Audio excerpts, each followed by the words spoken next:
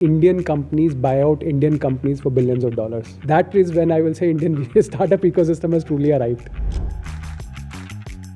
50 years from now, we'll not talk about Reliance Tata, we'll probably talk about Dipinder and Harsha. Adit and KV are like crazily ambitious. At the end of the call, it was more like you have to back these guys. I think Meesho was a big miss. I assumed that this would be a feature on Flipkart or Snapdeal or Amazon. Bias should remain, but it should not remain because that is how you become a better investor. So VC is one of the best jobs. You have exceptional founders who will come, spend enormous amount of time with you, teach you things. The best founders are getting chased. Exceptional founders usually will have that superpower that I will convince enough people to then back me with their money, and then eventually I'll build a great company. Hi, this is Siddharth Aluwalia, your host at Neon Show and also managing partner at Neon Fund, a fund that invests in the best of enterprise SaaS companies and enterprise AI companies starting from India for the globe like Atomic Works, Poddraft. Today, I have a very dear friend with me, Pratik, and Brij, who is venture partner at Prime Venture Partners. Pratik, your journey has been inspirational. You have been a founder, and then like you're one of the very few people that saw a journey at a very large fund from associate to a partner. So, I talked to you when I was starting Neon. You helped so much during the starting of the Neon journey, right? And Prime is a fund that I worked at, Bridge, for some period of time, and Prime is like family to me. Correct. So very excited for this conversation today, and the goal of this conversation is, for founders to know what goes behind the mind of VCs, for people who want to join VC, want to know how does the fund work, right? And how does the Indian ecosystem is shaping up right now, the people who are curious. So Pratik, I want to start with you, right? What have you unlearned in the last 10 years? wow, good question. What have I learned in the last 10 years? So Long list होएगी. long list. So I think when I started, first of all, I thought that VC is a. I started after being an entrepreneur for 3 years and nothing was working out for me. And when I was pitching to VCs, I always thought that the answers were very, very simple and dry. Market size is small, or why would you win? There's no right to win for you, and so on. And that did not. I did not understand what that meant, but now I understand what VCs meant when they said it. So when I joined, I thought it's an easy job, by the way, because all you need to do is meet people and things get done.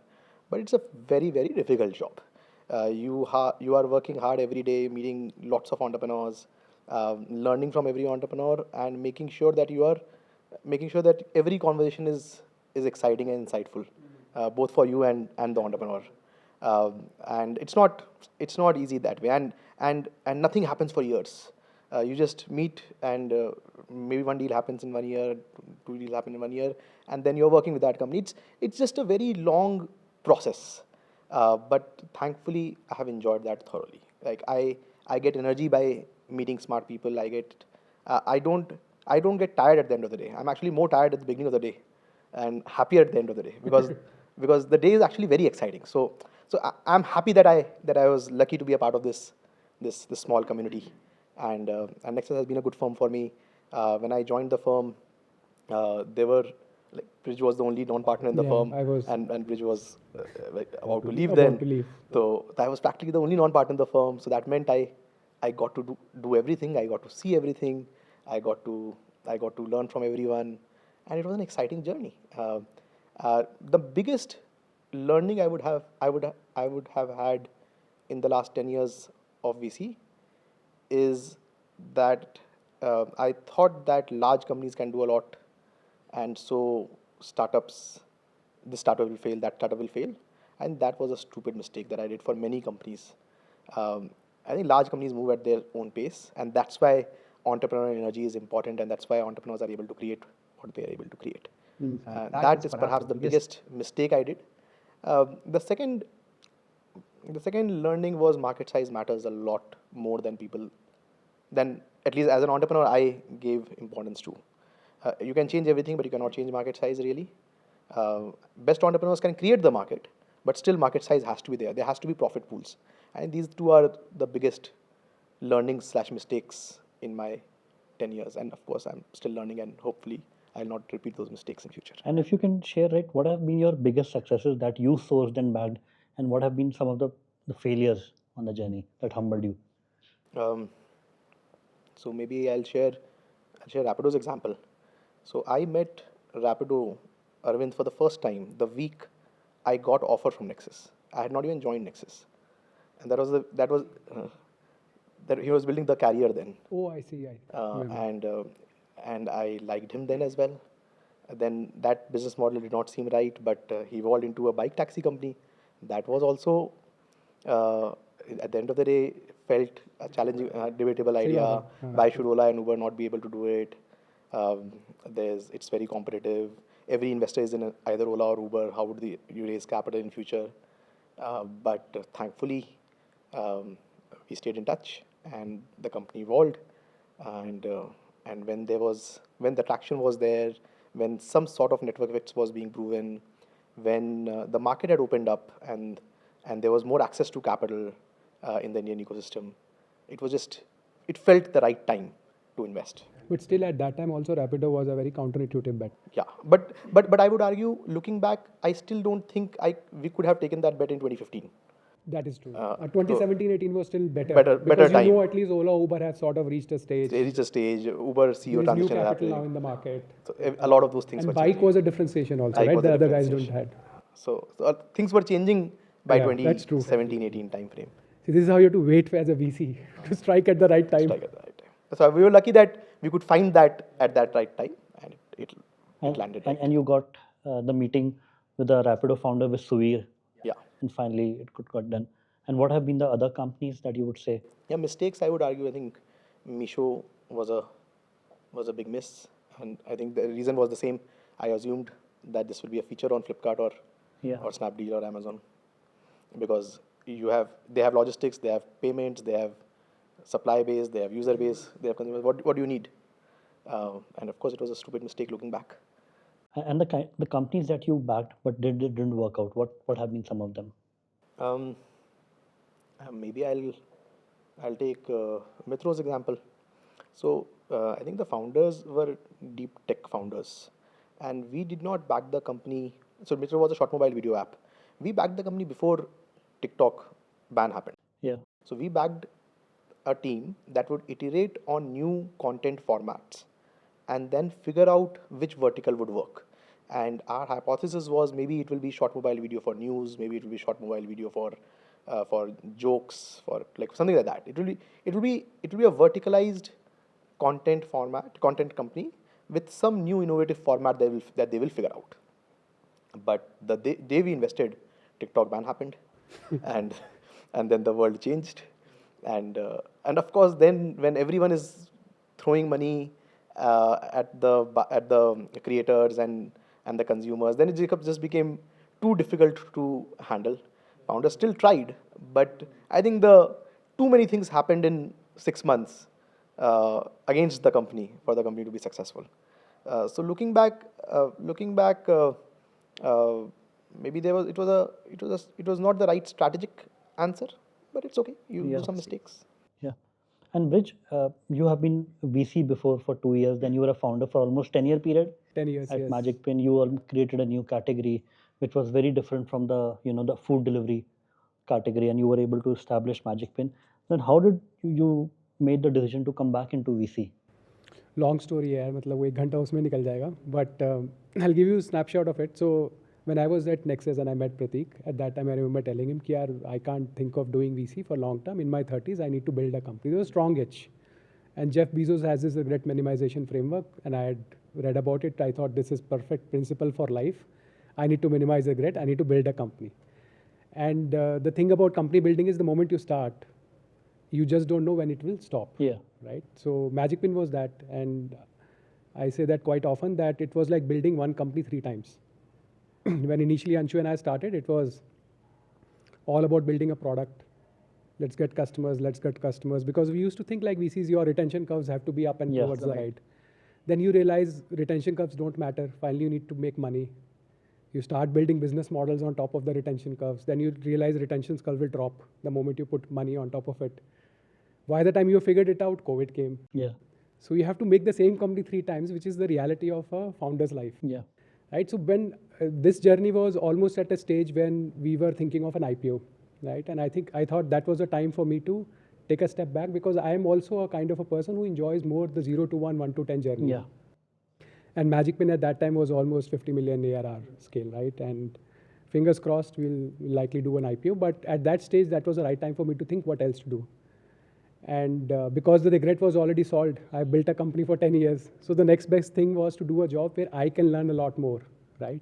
And as Pratik so beautifully articulated, right? VC is one of the best jobs if you have just curiosity to learn. You have exceptional founders who will come, spend enormous amount of time with you, teach you things. And if you are gracious enough to reciprocate that and you are respectful to them, then this is an amazing profession to be part of. Now, unlike founders life, this is not a place where you can say कि मैंने इस महीने क्या launch किया. सालों सालों कुछ पता नहीं लगता कि क्या हुआ है. 10-10 साल तक आपकी companies का पता नहीं है. But there is inherited pleasure in being with a founder, going through the ups and downs with the founders. So because I felt that when I was at Nexus, I felt that would be the right place for me to spend the rest of my professional life. And that's how Prime happened. Yeah. And you are, I assume, 43, 44 right now? Yes. Right. So very interesting. You were a VC in your early 30s at that point of time when in India there were hardly any VCs, and it was so difficult to get into VCs. Still is, but at that time of time it was like impossible because there were no openings. Yeah, but I will tell you a small story. So my co-founder Anshu had, I told him before that I'm thinking of leaving Nexus, and he said कि यार पागल हो गया है. 1.5 years you are time Nexus अभी आए हो, you should spend time. And Anshu was at Lightspeed for many years. Yeah. Right. So he said, I'm going to this China trip with Rajan Anandran. He used to take VCs from India and some founders from India to China for a week or so. And I'll come back and we will chat about it.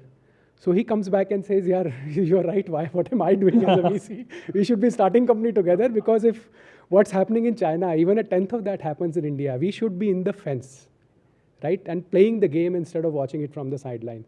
So for me, actually, that incident was also reaffirmation of what I wanted to do. But I would say if I look back, if that had not happened, and if I didn't have this strong desire, I probably would not have started. Because you have to also remember the VC is a job that once you get in and you keep spending time, it is so enjoyable, right? Of course, it comes with ups and downs that you can spend your life doing it and still be learning.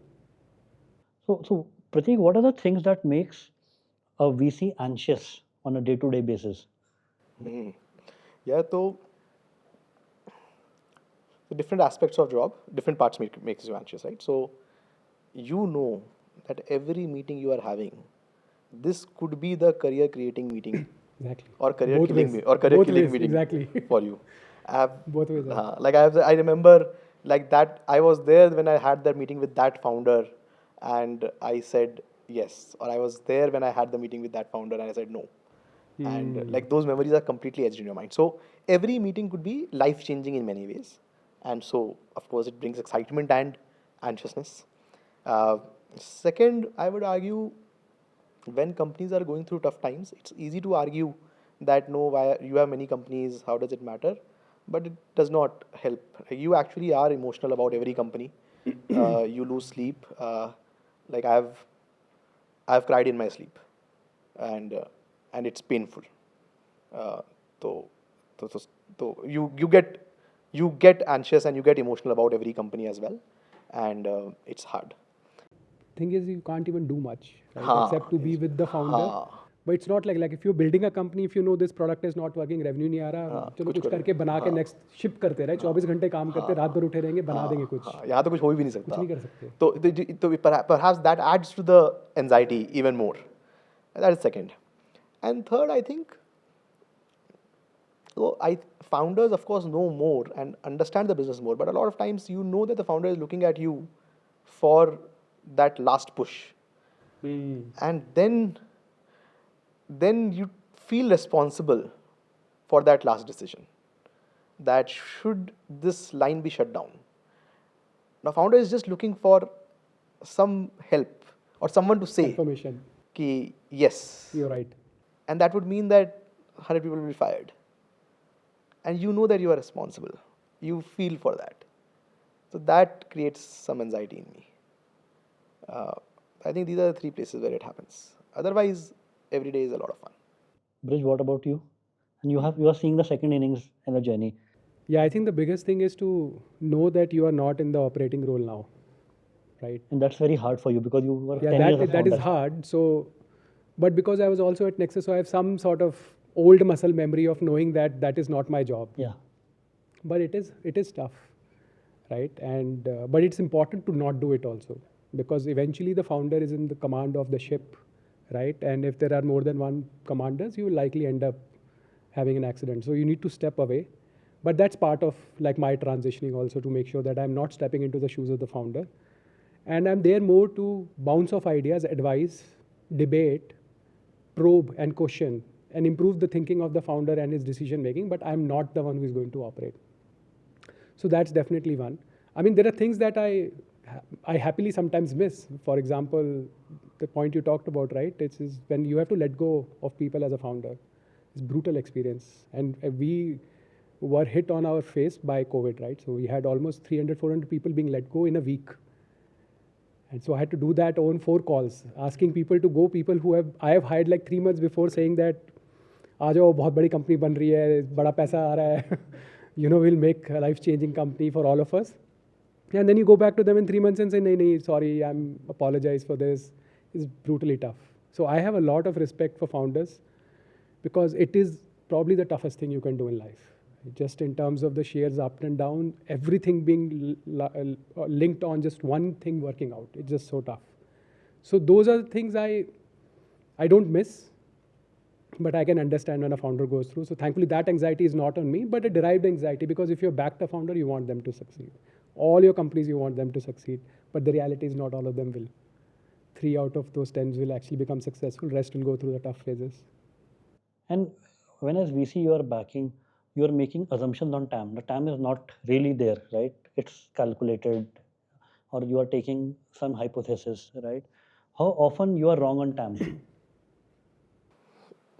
I think being wrong on TAM when the market size was small is perhaps okay. Yeah. Because sometimes you're wrong and because you thought the market will increase. But being wrong on TAM when the market size was large and you were wrong about it, like, that is big mistake. And for example, I would argue many VCs said could not invest in grow because of India wealth tech market was not large enough. Not a large market. Yeah. But then no, it can become large, and when it becomes large, then you become a $5-10 billion company. Because Zerodha was not large at that Zerodha point. was not, exactly. But the thing was, there was a tailwind, and at least that's how we think of it now, that TAM is part of the puzzle. The bigger thing is there a tailwind macro shift happening that will make this market work? Right? So if there is a macro tailwind that India will have retail trading participation or equity investments will happen, then it may not happen in 5 years, maybe 10 years, but eventually something large will get formed. I think someone said this to me when I was building, which was very smart. Pratik, that you have to be just behind the wave. If you are very hard to time a wave. If you are very behind the wave, then you need more perseverance. If you are after the wave, then you are done. Then you you have are to done. be just behind the wave and then move up. But is there a formula for being on the wave? No, luck. You have to be lucky. You have to be lucky. And working hard every day. Same thing for VC, right? You have to be lucky to catch that wave. Many VCs have invested in wealth management, for example, 10, 12 years ago, right? Multiple companies, premium funds also, right? And today the same market looks far more attractive because you can see the tailwinds being clearly emerged and founders are more mature. So what are the tailwinds that you are seeing in consumer right now? Because you are both investing in consumer companies. Yeah, one thing is clear about the premiumization part, right? Again, I don't know how far ahead or behind we are on that inflection point, but there is clearly Indians are spending more money. Just macro level, we Indians used to save a lot, now we are spending a lot. When I was running my company, I would see employees at entry-level salaries carrying iPhones, and I used to be shocked. Like, if I would do that, my dad would actually say, "Kya ho raha hai? Paise kyun uda rahe ho?"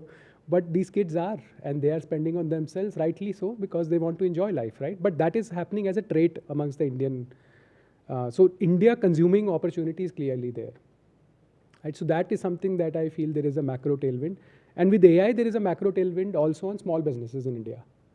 Right? I've built a company trying to help small retailers, and it was very hard. But now if I have to build the same company again with AI available, it is actually easier. because you can actually give them low cost tools and your cost of distribution is also lower.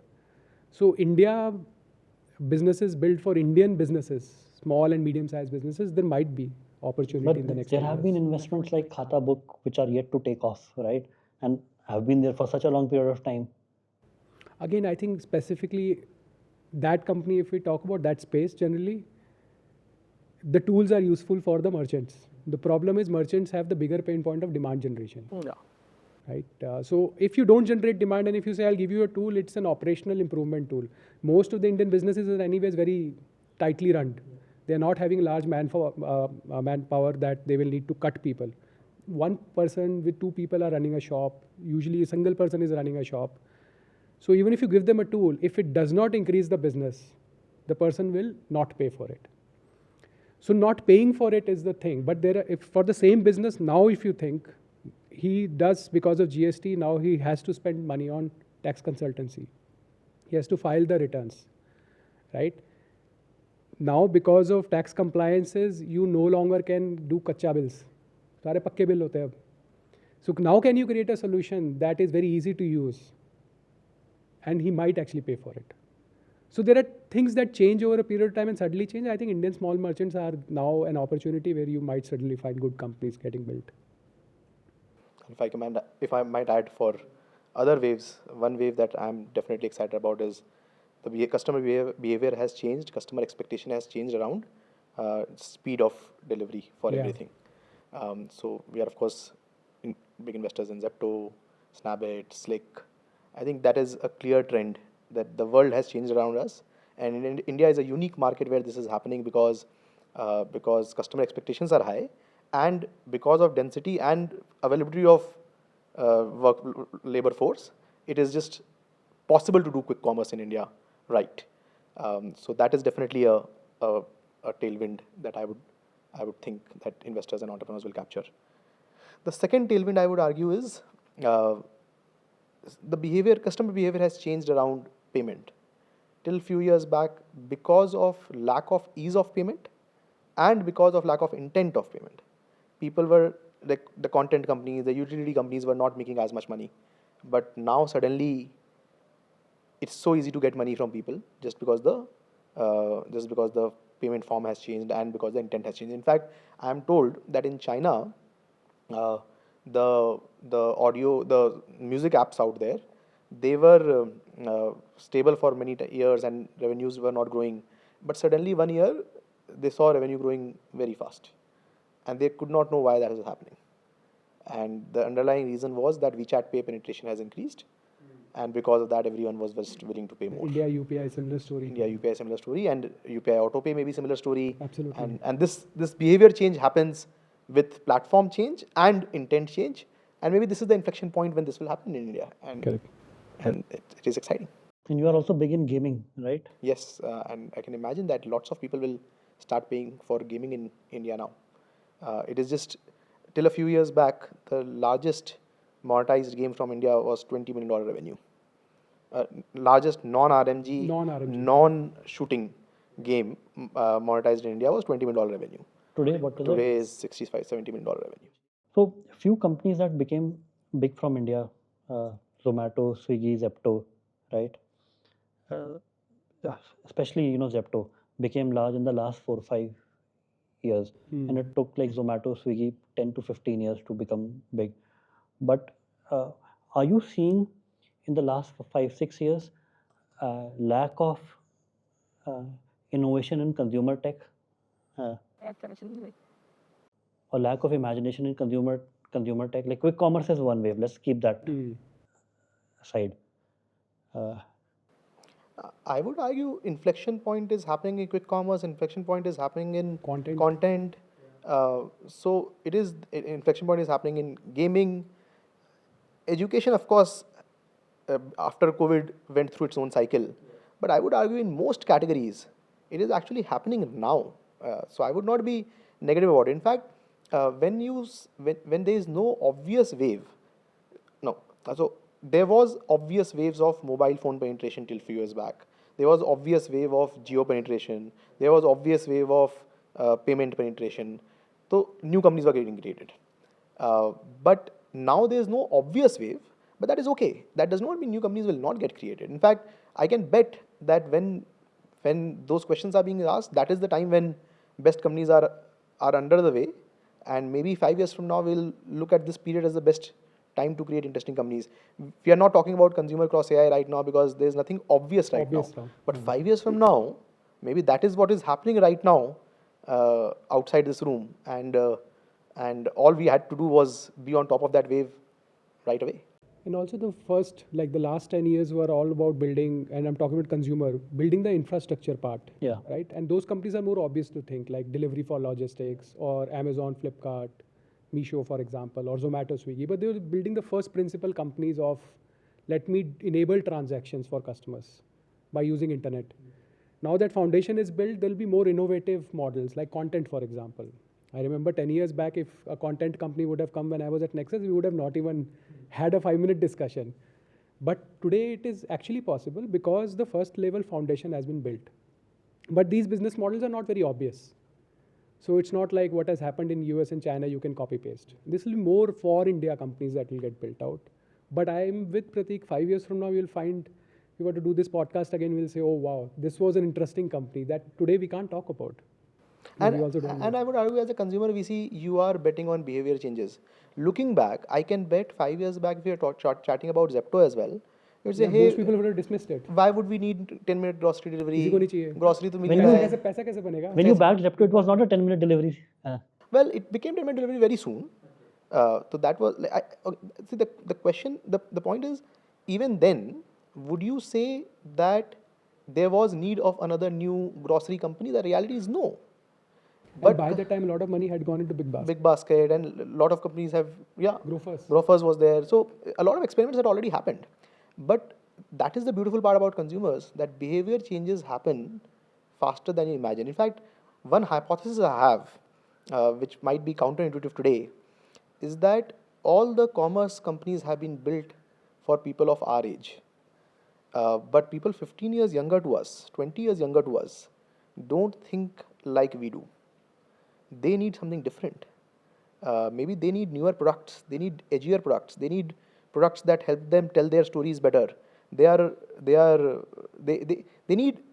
not people who are going on a website and saying add to cart and then buy. They need something different, and maybe their purchase behavior will be very different, and maybe we will see completely new paradigm of commerce for that user base a few years from now. This happened in US in different ways, right? When I first read about this sneaker craze, I was like, what are people doing? Like, why are people paying so much money for sneakers? But when you go deeper into this, you realize this is the behavior change that has happened because of the generation change. In the generational change, and that will happen for us as well. We just need to figure out when, where, how, and then back the right company and the right sector. So this behavior change will happen every 5-7 years. And that is why consumer VC is a job that will be exciting forever. Forever. And you have to hope that the founders come and pitch you, because it's very hard to predict this, right? Very hard. You can probably top-down guess estimate कि यार ये ऐसा change हो रहा है, but frankly the founders are the ones who will come back and say, I'm building a sneaker brand, for example, right? That a founder only will come and say, and then you will understand, okay, Gen Z or this generation actually needs this kind of a product. A biggest mistake you can do is we think we know, because every 5 years you don't know. It will, the market will change completely, and just being young and curious at that point of time is actually very critical. And one way to figure out market change is talk to a lot of people, or what do you do that, like to catch the wave? Yeah, I actually take look at data, but whenever I meet a younger person, I actually look at his phone, look at his or her phone. I look at everything that those guys do. Some people hate me for it, but if I meet your niece or someone like that right now, they'll call you a pokey uncle. I'll actually take the phone and just see which apps are people using, and that's insightful and interesting. Do that? Like, for example, I came to know about Musically like that. Musically, of course, was a Chinese company, but I came to know about Musically because a lot of younger people in my generation, in my surroundings, were using that, and it was exciting. It's a bit serendipity also, right? I mean, you have to just be out there, experiment, meet people, And basically don't let what you have seen so far influence what is likely to happen. I think if that principle is in the back of the mind, you'll be more open to new opportunities. But at a VC, if you see a 10-year career for any VC, they'll only be known because of one or two companies that wildly worked out. For example, let's say if I talk about anyone in the startup ecosystem about Jishnu, one name they'll recall is Postman, right?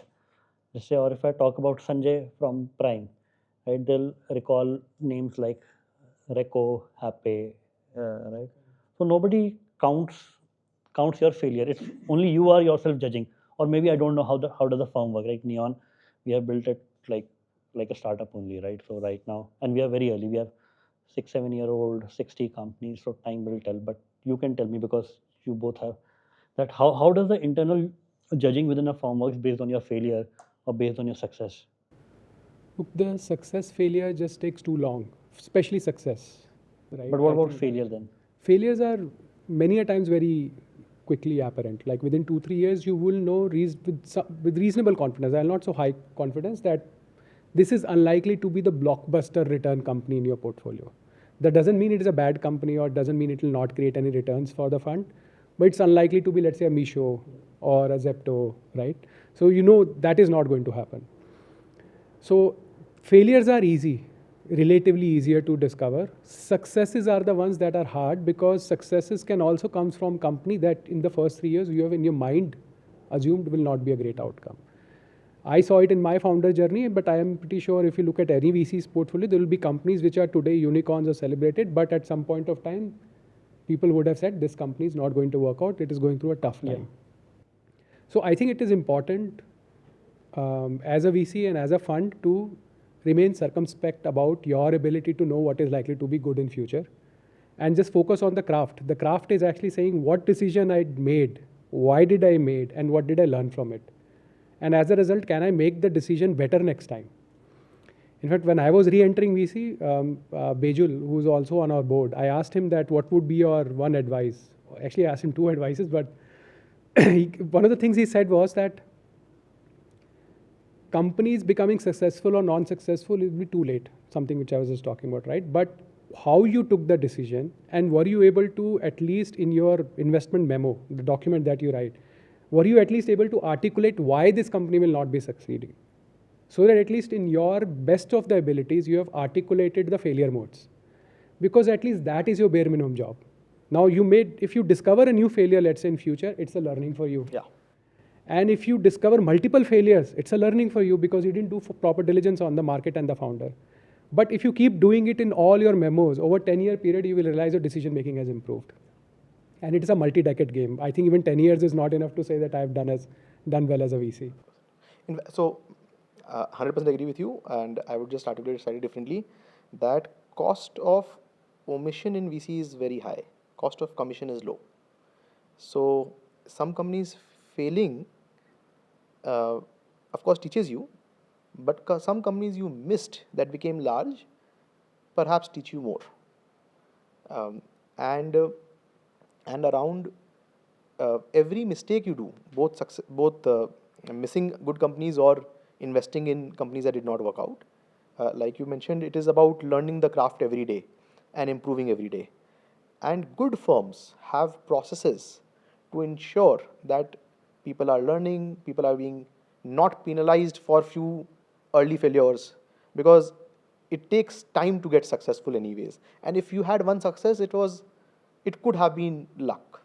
So repeated success is what is real proof point of being a good VC. And it just takes a lot of time to be that. And good firms have processes to ensure that you are learning every time, and every mistake makes you a better VC, and eventually it will all work out. In fact, I met a very reputed LPs in a fund, like global LP, and I asked him this question, like, how do you know if a VC is doing well or not? He said, not by the quality of the companies, but the quality of the decision making. Then I asked him, how do you know decision making process? He said, I look at the firm's decision making process. Like when you are writing the memo, the quality of the memo, in the investment committee, who is playing the red hat equivalent, right? Basically saying that I don't believe this company is worth investing. Who is pushing back on your decision? And then how often do you go back on your memo and check if your if your decision process was actually reasonably accurate on what actually happened with the company? So even with like LPs who have seen like probably hundreds of funds, who have probably deployed billions of dollars, they also know that eventually it's not about that blockbuster company, because that if you invest in 10 companies, if you're not silly, you will likely end up with one such company. But it's about what can you do to minimize failure and what can you learn from the failures. And thus hopefully instead of 1 out of 10, you will have 3 out of 10, 4 out of 10. You're never going to have 9 out of 10 anyways, so it's futile to chase that. And Brij, have you looked at your memo during the Nexus days that you built, 4 or 5? Actually, I never wrote memos in Nexus.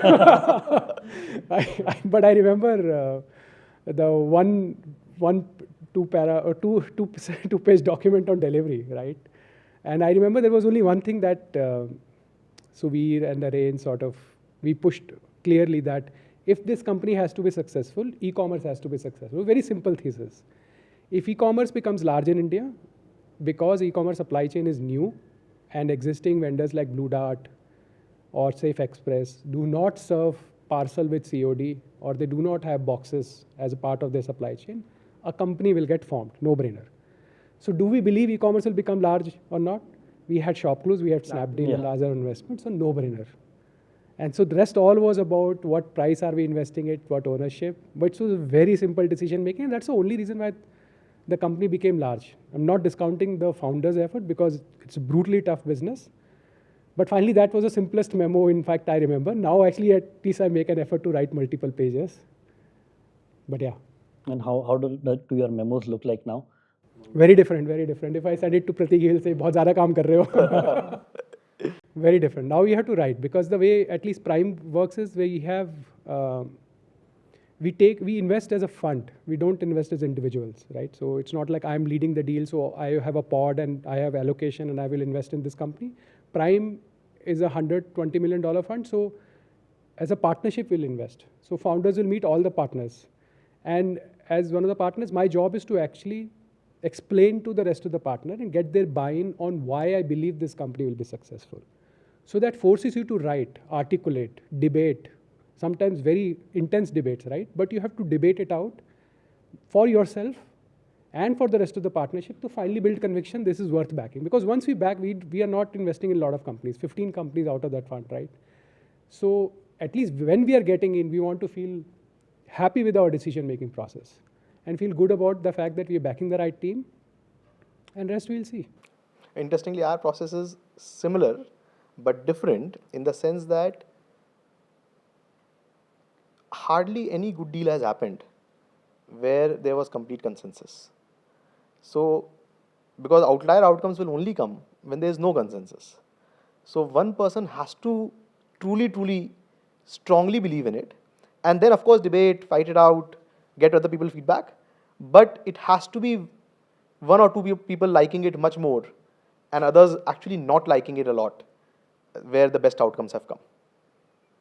But this outlier point, do you actually believe that outliers, like the non-consensus model, is the model to go for VC funds? Yeah, because at a certain size or all sizes? I think it's more about portfolio construction.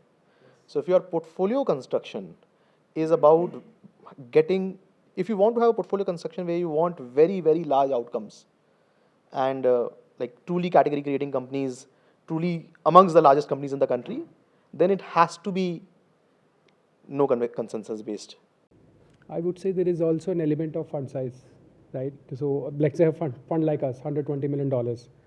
We don't need multiple blockbusters to generate return, right? It leads to portfolio construction strategy. Exactly. So different portfolio construction strategy might lead to slightly different decision-making process. Like, can you share, if you remember during the Zepto days, what was the consensus, non-consensus like in the first? I would also love to know what was happening inside. Actually, it was funny. So we got on the first call, and the call was scheduled to be an hour call in evening sometime. I had a dinner planned after the call that it will get finished in 1 hour and then we'll go for dinner. So The call went for 3.5 hours. Yeah. And the call was mostly like, hey, if you do this, this is the challenge. Yes, this is the challenge. Then what would you do?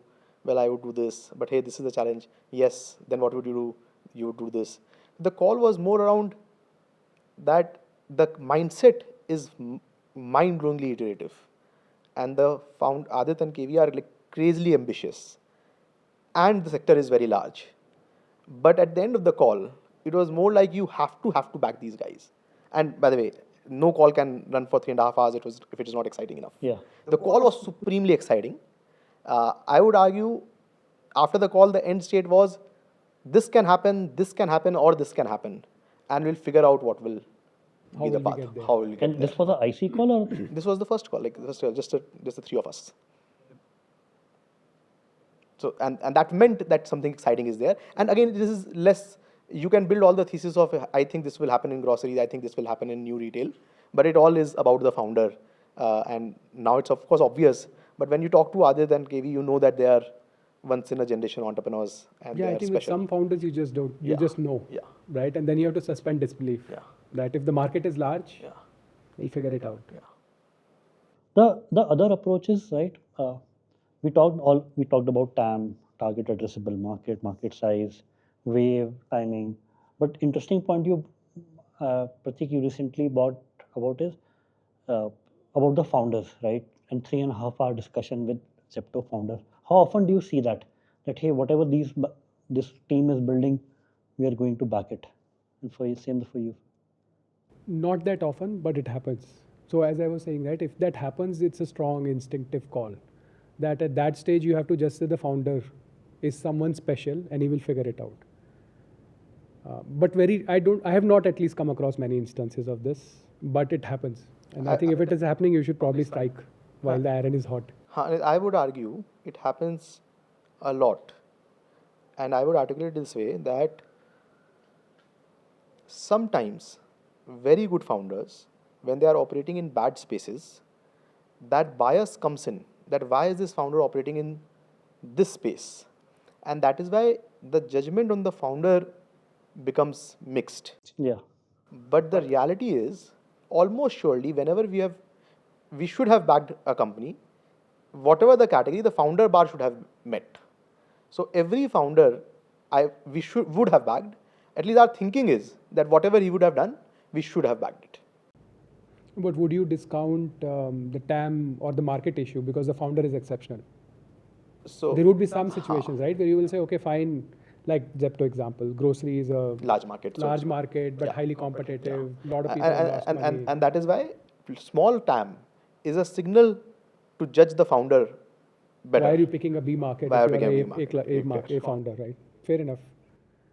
But then you can also argue at that point that you are judging the founder in their early journeys of iteration because they're still iterating on the market. Absolutely right. And that's why a lot of misses have happened. A lot of mistakes happen because of that. Where Lot of actually, mistakes. actually founders pivot. So you meet the founder for something else, and 1 year later the founder is doing something completely different. And yes, you missed, but it's like that miss is a part of the job. You cannot do anything about it. Then the right process as a VC firm is if you like the founder, then you have to track the pivots as well. Correct. You have to follow the founder. That is the job. But we cannot be thinking us waqt we should have done it. We could not have done it that time because that time the market was completely different. Yeah, I think one difference that I find between US and India-based VC firms, again coming to the point, your failures are easily written off. Like nobody discusses about your failures, and thereby you can take as many number of bets as you can like because again you can say point a finger that hey this founder I'm ready to bet my savings on or my career on, and if you are sitting at let's say right place right time, let's say for example AI wave, right? Hypothetically the best of founders would be building in the AI wave, right, putting up their jobs in let's say Nvidia, right? So as a VC then let's say your thesis is I'll take only 2 bets a year, but here is this unusual year where needs to be 10 bets need to be taken. I think that doesn't happen often in India. That's my view. No, so strong disagree on both. So on the second part, we actually are very flexible, saying that this year we would have done more AI deals, while 2 years back we deployed a lot of money on Zepto, Yeah. and that is totally fine. You have to invest with the demand supply of the ecosystem, and that I think does not happen at all. That no one is blocked to say you have to do 2 deals. Neither 0 deals is also okay and 5 deals are also okay. So that is definitely not happening. That's true for most funds. That's true for You have almost to- every firm. You have to react, right? If the market is like that, you have to do 6 AI deals because AI is the thing that you have to do. Yeah. Then you will do it. You'll do it. And the first aspect as well, see, it's a function of success. I've seen this journey in 10 years as well, that earlier the cost of failure was very high for founders in the ecosystem, for VCs in the ecosystem, just because the ecosystem did not have successes. Yes. As people become more successful, people have confidence to experiment more, people have confidence to fail more. My Chinese VC friends, I could see that they were more experimental with capital because they had seen very large successes. And as India is also seeing successes, we are also becoming bolder. The things that all of us are doing last 2 years, I could not have imagined any of us doing 7-8 years back. Absolutely. And that is the evolution of the ecosystem. So comparing with US is wrong because US is 15 years ahead of us. And when you have $100 billion company being created, then for the next 10 years, that firm is very, very aggressive and those exits confident. feed the VC ecosystem, right? Because that's what gives the risk capital more ability to take more risks. If you hadn't seen exits, then how can you do more riskier investments? So it's part of maturing of the ecosystem. One thing that, like 10 years ago, I was a founder, right? That's how I came to know Pratik. I pitched to Pratik at that point in time. I think usual founder would then take 3 to 6 months at least to raise any amount of capital, like minimum, right? Today, what I find in the ecosystem is, which has turned in favor of founders, now the market, like the best founders are getting chased, right? So for a VC, that kind of 3 to 6 months period is usually reduced to maybe a week. I'm talking about 0.1% of the companies, right? Yeah, that's So I think Pratik might be a better place to answer that. No, but I hear stories that 15 years back, when my friends were analysts in VC firms, analysts will graduate every 2 years, and analysts will actually give notes to the next 2-year analyst of the companies they have been tracking, because firms would be tracking companies for 4 years, 5 years, and then investing in companies. So But a bit of that happened even in 2012, 2013. I'm talking about that time frame only, 13, 14 years back. No, but I'm referring to deals happening very fast. Deals happening very fast. Okay. I think it has happened multiple times. So every 2-3 years, you'll find this This is sort of inflection of sorts where suddenly a lot of deals are happening in a week, 2 weeks, sometimes even few days. I think that's just part and parcel of venture capital, right? Because the counter of that is there were a period for the last 2 years when not many investments were happening. No. I think if your point is about top tier founders attracting capital quickly, I think that was true even 10 years back. It's just that the number of top tier founder, the pool itself has grown. increased. The effect, I think that is 10 years ago, you would see 1 or 2 companies raising that amount of capital very quickly. In 2025, you would see 20 of those companies raising that kind of capital. And number of VCs have increased, number of VCs capital have pool has increased, number of Right, founders, if everything raising is an angel round of 3 to 4 crores is far easier now than Ever. 10, 12 years ago, there was no concept of an angel round Yeah. of 4 crores. Yeah. You will straight away go to a VC and say, give me 500K. And he'll take 20% ownership of 500K. That is dramatically changed because the ecosystem has matured. Angel rounds then was 50 lakh rupees, 60 lakh. Yeah. But which, let's say you have come after 10 years in a VC and your muscle memory was that, hey, any deal likes to happen in 1 or 2 months. And now, No, Nexus, the deal muscle memory was very different. There was a deal. I remember the last deal that I was part of, and this I'm talking about the last hype, previous hype cycle, 2014. The hype cycle that time was hyper-local, online to offline. yeah. So there was a company, Suhir and I were in the meeting, so the founder pitched, and he said after 30 minutes pitch, I have a term sheet of $5 million and I will give you time till end of day to decide. And I was glad that I'm no longer doing this and I'm building a company, because how do you react, right? So I think that used to happen there and it still happens. So from that point of view, it is not very different. But the fund where I'm part of now, actually because we don't do a lot of investments every year, and we take more measured approach to investing, we need 4 to 5 weeks. And I think 4 to 5 weeks in most deals you will get.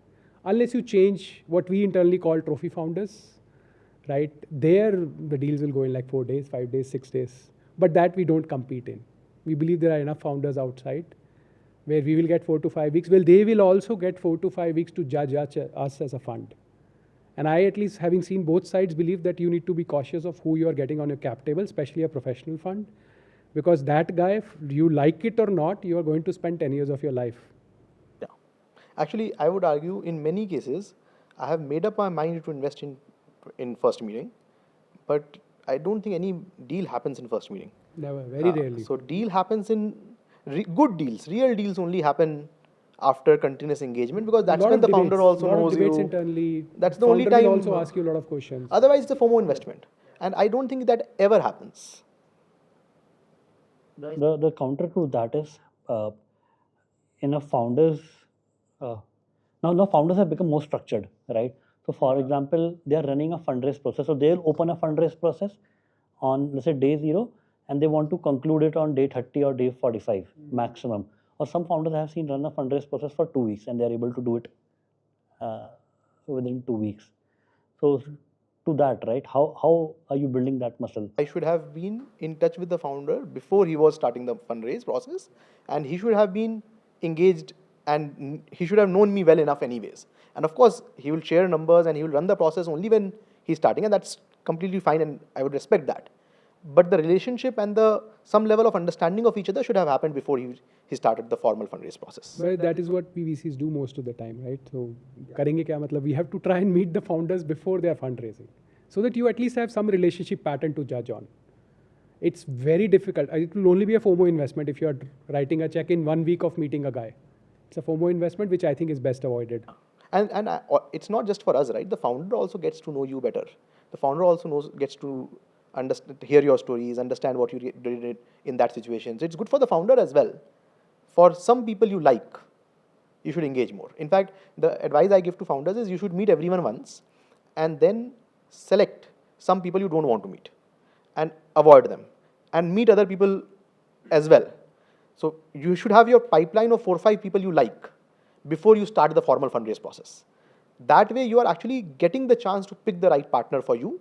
And I'm also getting the chance to not do a FOMO investment and actually work with the founder that I really wanted to work with anyways.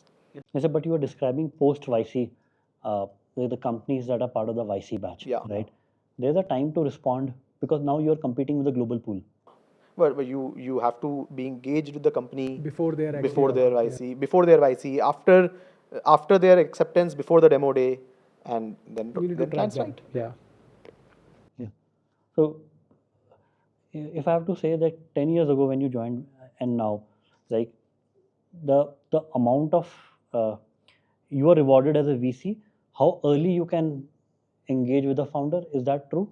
Like 10 years ago, founder would run a fundraise process for 3 to 6 months, right?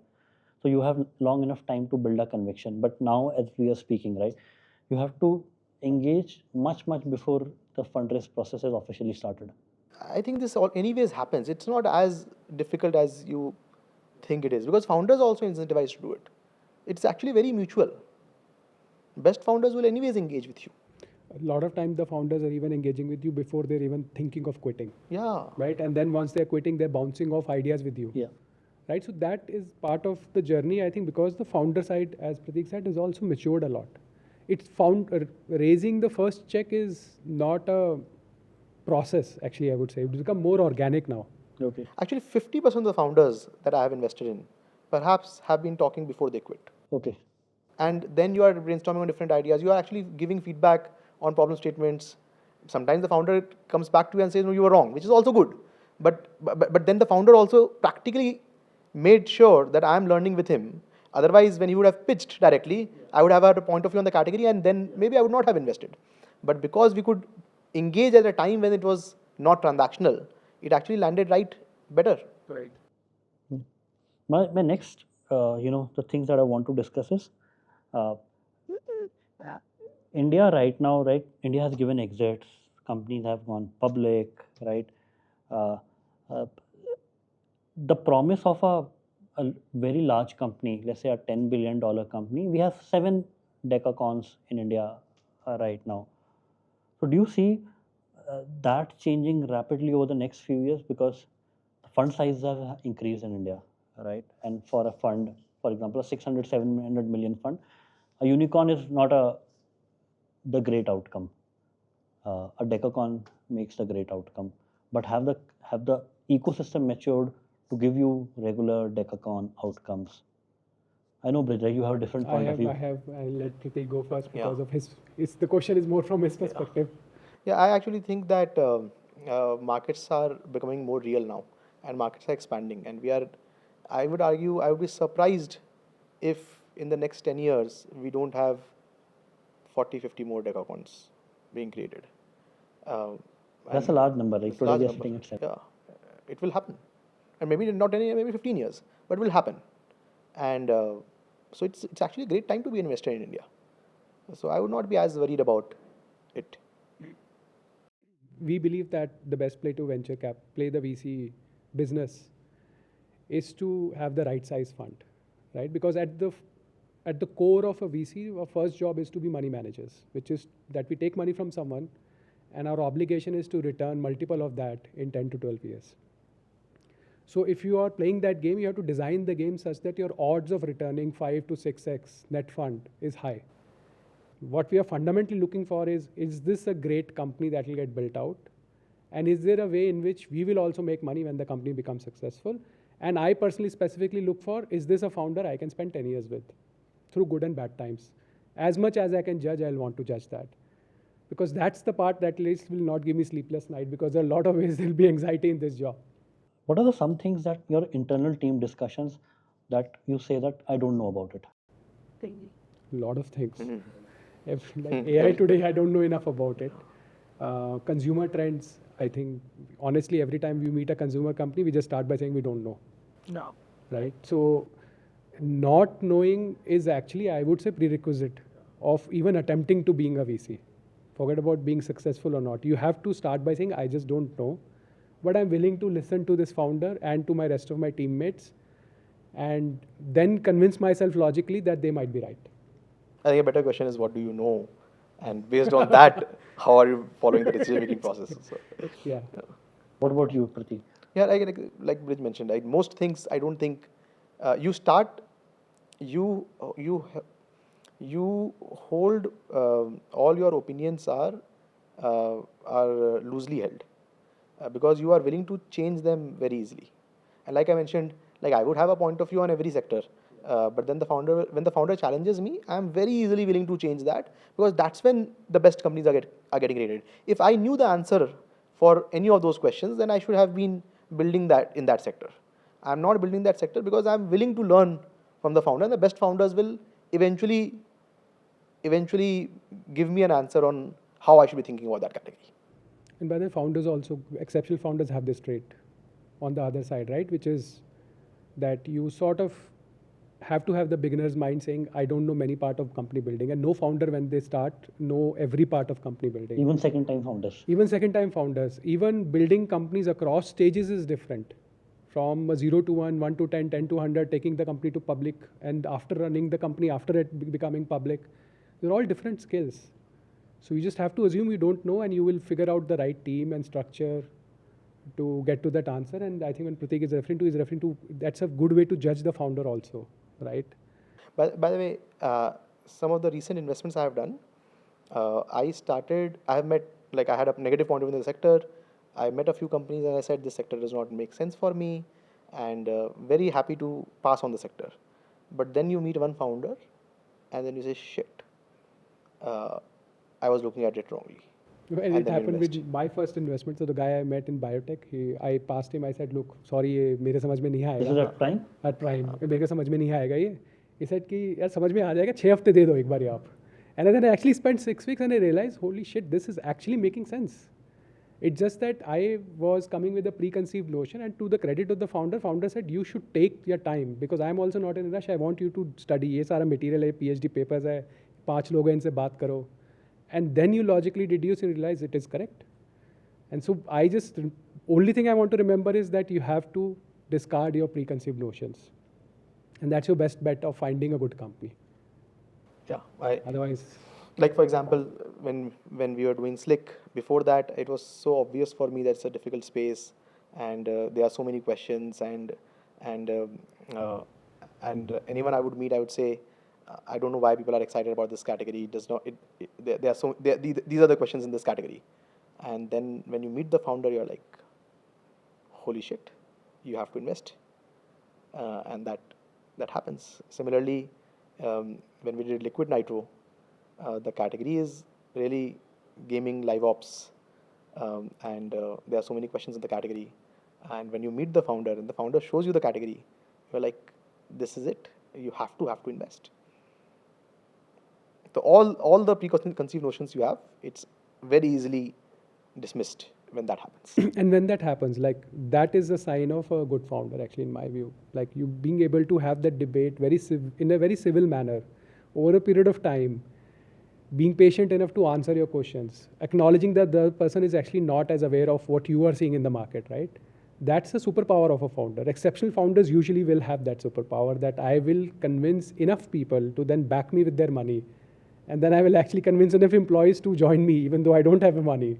And enough customers who will pay me money. And then eventually I'll build a great company. And how large you have seen the storytelling ability of a founder to be able to influence you, be the judge of investment decision. I think storytelling is an important trait of the founder. It is a part of the job. He has to convince investors, he has to convince employees. So storytelling is important. Storytelling is more important in categories where fundraising is important in future as well. So there have been many good founders who have been good execution guys, but they have not been able to raise capital later, and so the company has not done very well. So storytelling, I would not want to dismiss that, hey, let's be very pure about it and storytelling is not important. Storytelling is important in categories where fundraising is very important. If your numbers can speak and you are not storytelling well, that is sometimes okay, but sometimes numbers take time to be proven, and there will be competition that might raise more and then hurt you more. So storytelling is important in categories where money is important. In categories where money is not as important, and customers give you enough money that the company can grow, their storytelling is not as important. It's okay. What's your opinion, Brij? Very similar. I would just say that if storytelling is defined as being the ability to convince others to see your vision, then I think it is required for every space. In some spaces, as Pratik mentioned, where it is winner takes all or winner takes most of the market, and thus you need to attract capital, it is probably the most important spike you need as a founder. Because the reality is you will need to sell the story and the vision of the company before the company is matured, right? So very unlikely you will have numbers to speak for yourself, for your business. So that trait becomes super critical. But that trait is required for the founder, even if he is not going after, let's say, trying to build a Zepto. Even if you're building an enterprise SaaS company, you do need the sales, selling, communication skills so that you can at least get the product out by convincing your team, and then have customers buy the product and pay you ideally more than what they're paying to the market. So I think that skill we try and judge in every founder that we meet. Very hard to judge because there is no science, it's an art, and you form pattern over a period of time. It's a necessary skill, and I think founders should regard it as the most important thing that they should have in the arsenal. Sometimes they'll be using it all the time. Sometimes they'll be using it once in a while when they need to. So right now in the firm, right, and you both are doing, as a firm, are doing enterprise software and AI, right? Where do you think India has an edge in, and where do you think our founders are lacking behind in the Bay Area? So specifically about AI, if you're asking, then I think, to be fair, for everyone in the Indian ecosystem, it's a tough time. Both for founders as well as VC, at least in my limited opinion, because it's a technology shift, right? SaaS previously was built on technology, cloud, mobile, etc., which was known, established. So it was about product and go to market, where India had sufficient talent and cost advantage to compete with global guys.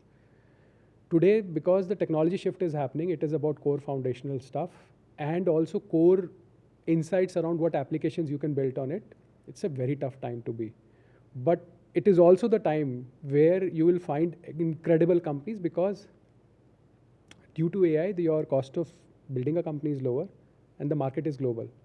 So I think probably for a few more months we'll see this messy sort of situation where VCs are also not sure, Indian founders are also not sure.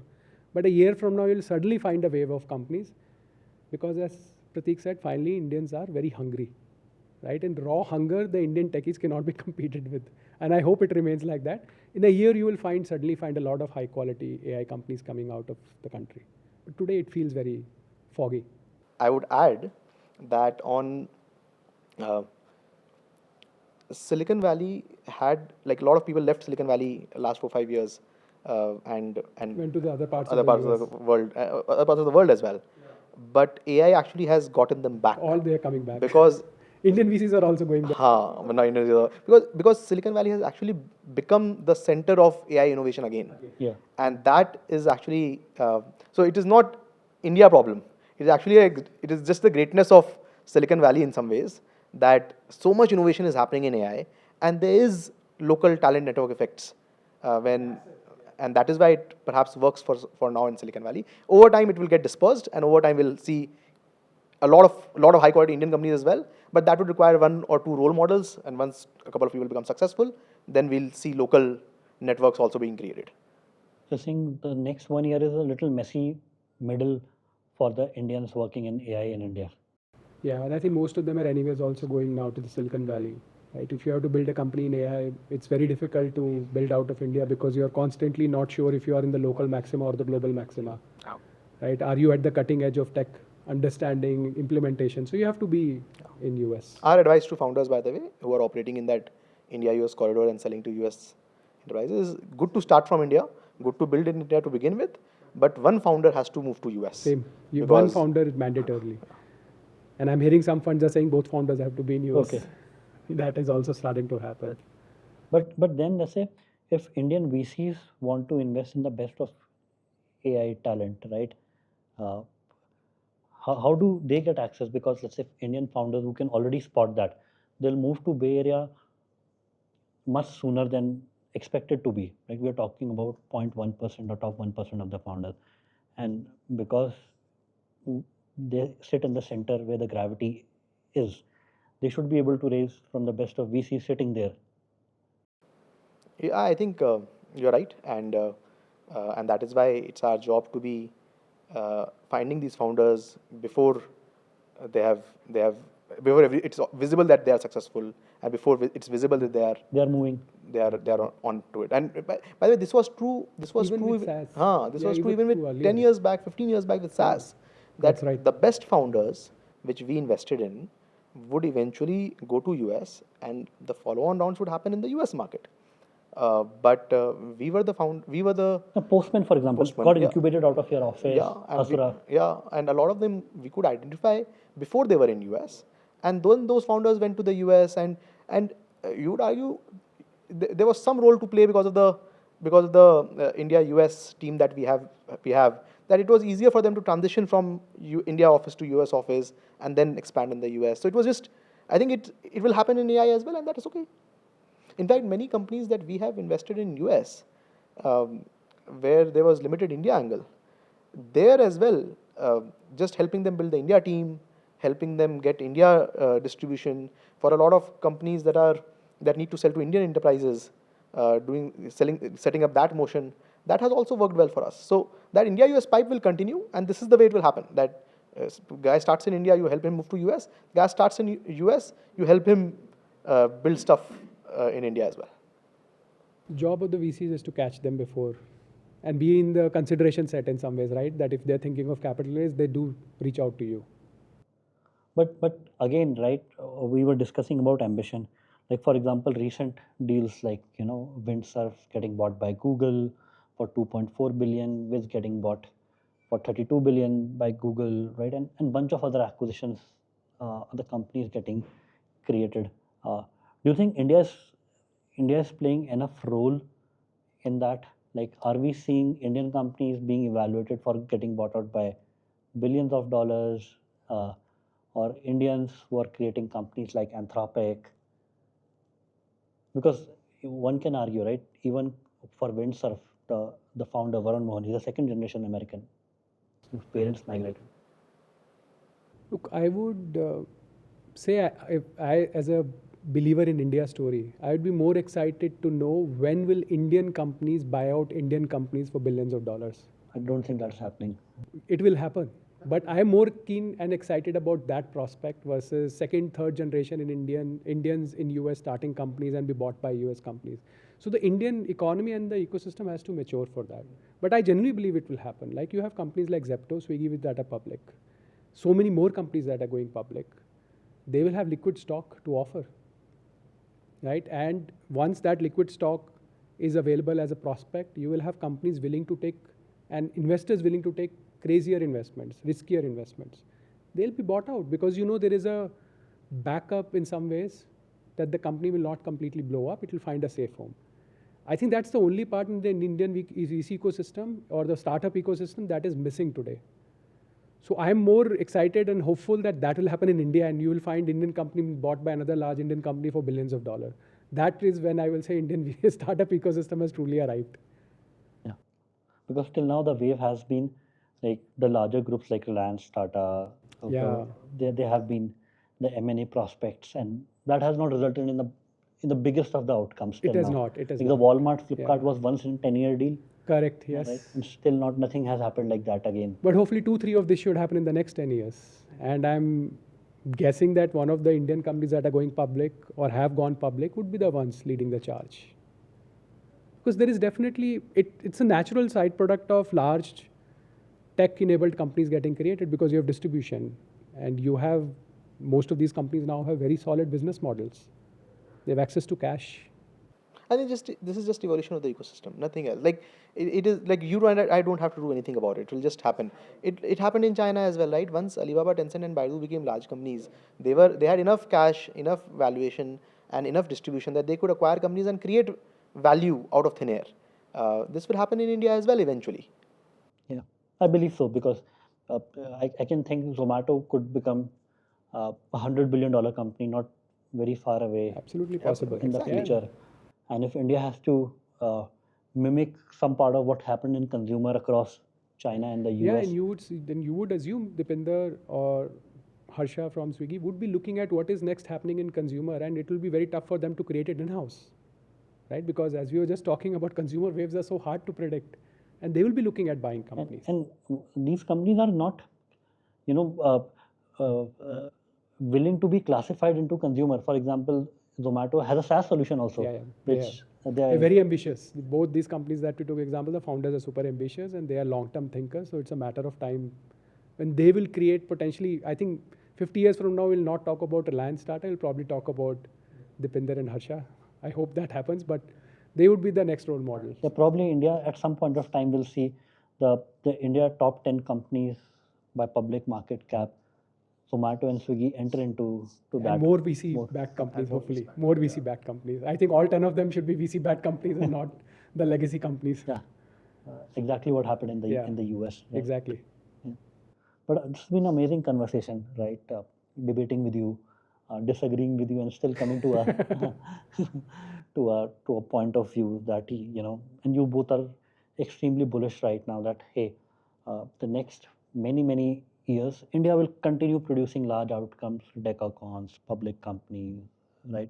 Even billion-dollar M&As, which are not yet happened in India, but seem to be happening in the future. US and China will happen in India as well. Yeah. But amazing. Thank you so much, Brij. Likewise. Thank you so much. Thank you for that. Thank you, Brij. Thank you. Loved your insights. Yes. Thank you.